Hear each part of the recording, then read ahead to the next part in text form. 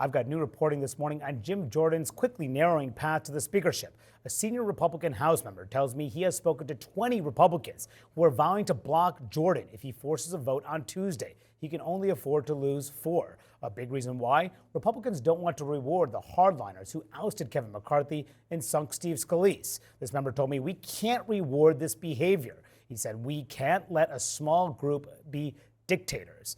But another source familiar with the matter says Jordan has had positive conversations with his colleagues this weekend and is ready to force that Tuesday vote.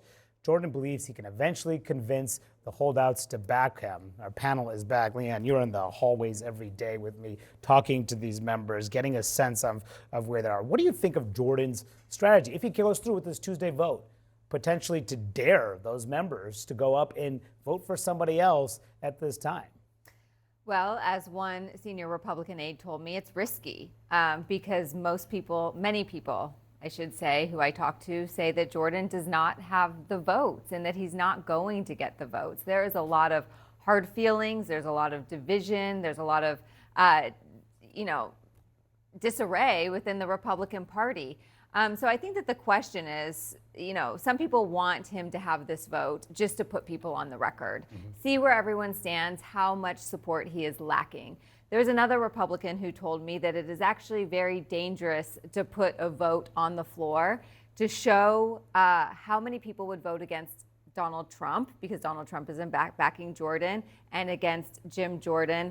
But so there's a lot of political calculations to be had, but ultimately this party has been unable to govern, to function, and do the easiest thing possible, which is supposed to be elect its leader. I mean, there's just something genuinely funny at this point, actually, about somebody having the strategy of, I'm going to put this vote on the floor and dare people to vote against the nominee for Speaker of the House, right? Like, we've seen this plot several times. People are fully willing to do that. It should be baked into the sort of strategic calculations of the people involved here. And look, I think, we heard this in your the reporting that you just outlined. The basic problem here is it's not really clear what the Republican conference wants to do with power, right? That if they had a governing agenda that had some urgency and consensus support of the party, somebody would be able to make the case that the longer we spend chasing our own tail in the process of electing a speaker, that is putting off our opportunity to do X, Y, and Z for the American people. But what is that agenda? And look, that's such a great point, because sometimes people say that they'd be better in the minority. A lot of these members are just used to the minority, not actually putting forward a governing agenda, which has been so difficult in this Congress. So there's a lot of possibilities how this could play out. Maybe Jordan forces his vote.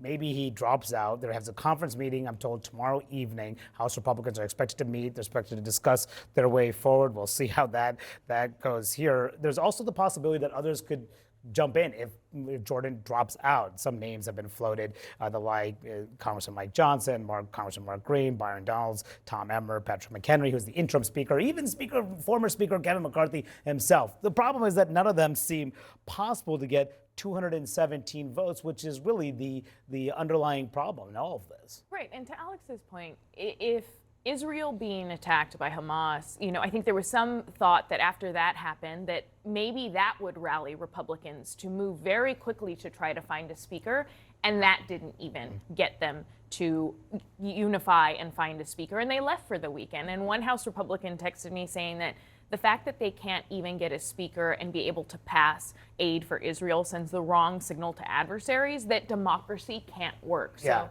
some of those Republicans that are more moderates are very concerned about the signal this sends to allies and adversaries abroad. And the distrust is just so palpable. I mean, there are members who just simply don't want to support another candidate who the hardliners support, because why should we reward them is the thinking among them. I just want to get a sense of just how much frustration there is among Republicans, and they're airing that out publicly.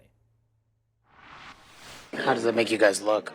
Makes us look like a bunch of idiots. This is petty, and I'm getting freaking tired of it. We're a ship that doesn't have a rudder right now, and I'm thoroughly disappointed in the process. This is not responsible. We need to elect a speaker.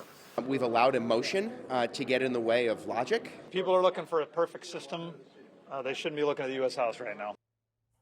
I mean, that's the issue. Yes. Being able to get these guys to agree when they're all pointing at each other. And they all have different interests, and some of them have the interest of just getting attention and being on TV, and that incentive structure, the old incentive structure of wanting to work your way up into leadership or to committees or having earmarks for your district, all of those incentives are broken, and now the incentives are get attention and get donations and become a celebrity and maybe get a cable contract. And when those are the incentives, then everybody is on an island. And play to your base, because primary Right. politics really drive so much within the House. And it's particularly among those members who voted to oust. There were 8 who voted to oust Kevin McCarthy in that historic, unprecedented vote that happened almost 2 weeks ago now. And I got a chance to catch up with several of them, asking them about concerns, blowback that they may have gotten because of the fact that the House is paralyzed. They can't act on anything until they elect a speaker, but they say no regrets. Mr. Rosendale, do you regret your vote at all to oust Speaker McCarthy? We made a lot of progress in there today. I really feel good. No regrets. No regrets. No. Followed the rules. That's the rules of Congress, and that's what we got. I think it was the right call, and I think we're going to come out of this process stronger, a fighting Republican force. The way my voters feel, they look at the country, they look at the direction that we're going, and they don't think that we get out of this without pain or discomfort, and neither do I. But listen to how a swing district Republican, Don Bacon, feels about the position that those members put him in. It hurts the country. It hurts Congress. It's hurting our party. They're putting us in a bad hole for next November. Does it put a swing district like yours at risk? Yeah, it does. These guys want to be in the minority. That's exact. I think they would prefer that because they can just vote no and yell and scream all the time. I mean, there's a real fear that this all could cost them the House. Oh, absolutely. The DCCC, Democrats, are watching this very closely. They don't even have to intervene in it because they know the challenges that Republicans are bringing upon themselves. They have not been able to prove that they're able to govern. Anything that's monumental they've done with the help of Democrats, which ultimately got Kevin McCarthy to lose his position. And that is ultimately some of the challenge with Jim Jordan, too, as being the speaker. Some of these swing state Biden district Republicans think that Jim Jordan cannot come to their district to raise money for them, that it's only going to alienate those swing voters that they need in order to win. And so there's just so many complications here, so many layers. I don't see how the Republicans pull it together and unify over someone in the next few days. We'll see. Another question is, do they try to prop up interim Speaker Patrick McHenry, something that could potentially need Democratic support to do? What do Democrats want in exchange? Hakeem Jeffries suggested give them more power in the legislative process, something the Republicans don't want to give them. But those types of discussions will get more serious the longer this drags out.